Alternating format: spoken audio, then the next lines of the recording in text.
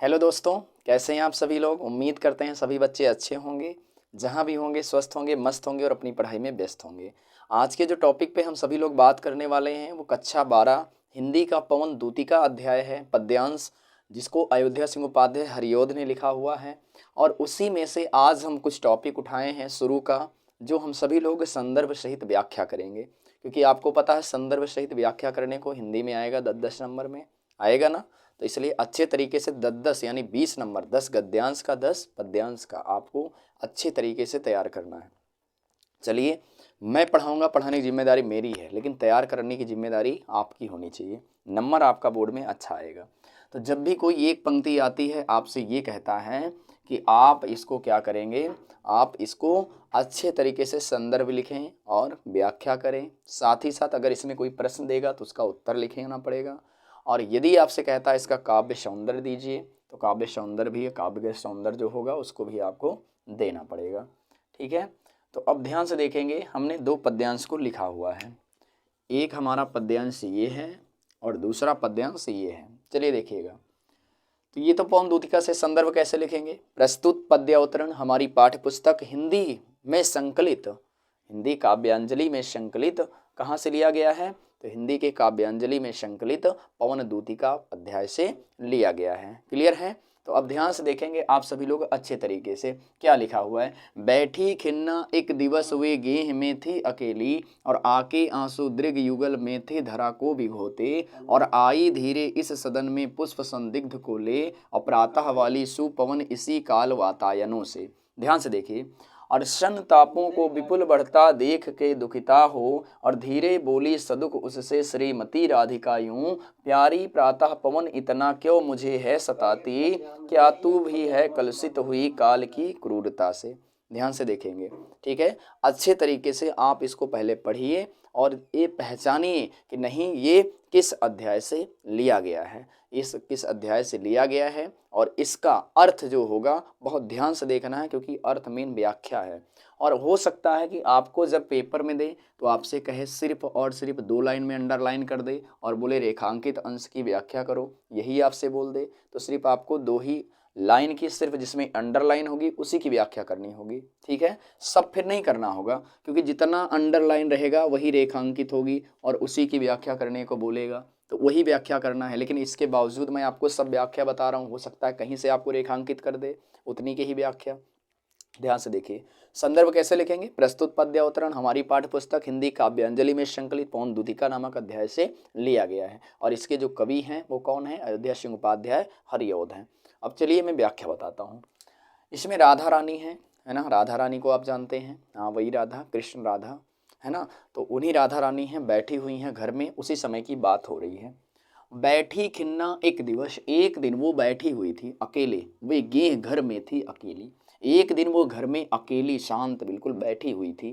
फिर क्या हुआ, आके आंसू दृग युगल में थे धरा को भिगोते, उनके आंसू आंसू जो थे दृग युगल, दोनों आंखों में जो आंसू गिर रहे थे उससे धरा पृथ्वी को भिगोते भिगो रहे थे।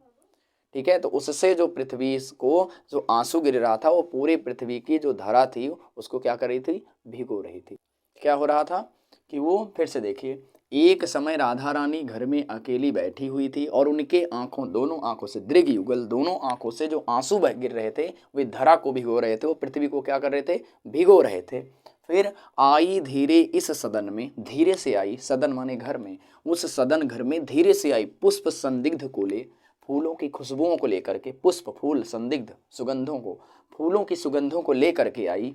प्रातः वाली सुपौन, सुबह सुबह वाली सुपौन हवा, इसी काल वातायनों से, काल माने समय और वातायनों से खिड़कियों से, और उसी समय दरवाजों और खिड़कियों से पुष्प जो सुगंध रूपी जो हवा थी वो इस सदन में धीरे से आई। और क्या बोला, संतापों को विपुल बढ़ता देख के दुखिता हो, वो संतापों को, दुख को बढ़ता देख दुखिता हो, वो दुखी हो करके, वो संतापों को दुखी बढ़ के क्या बोली, धीरे बोली सदुख उससे श्रीमती राधिका। राधिका, राधा रानी दुख से पीड़ित होकर उस हवा से बोल रही हैं, अपने विपुल बढ़ता हुआ दुख को देख करके उस हवा से बोल रही हैं। सदुख श्रीमती राधिका यूं, जो राधा रानी हैं वो धीरे से अपने विपुल, अपने बढ़ते हुए दुख को देख करके वो बोल रही हैं, प्यारी प्रातः पवन इतना क्यों मुझे है सताती। हे प्यारी हवा, तू मुझे क्यों इतना सता रही है?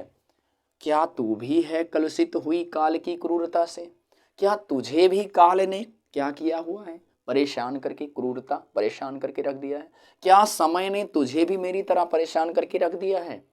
कौन कह रहा है? राधा रानी कह रही है। फिर से देखिए, बैठी खिन्ना एक दिवस वे गेह में थी अकेली, आके आंसू दीर्घ युगल में थे धरा को भिगोते, और आई धीरे इस सदन में पुष्प संदिग्ध को ले, और प्रातः वाली शुभ पवन इसी काल वातायनों से।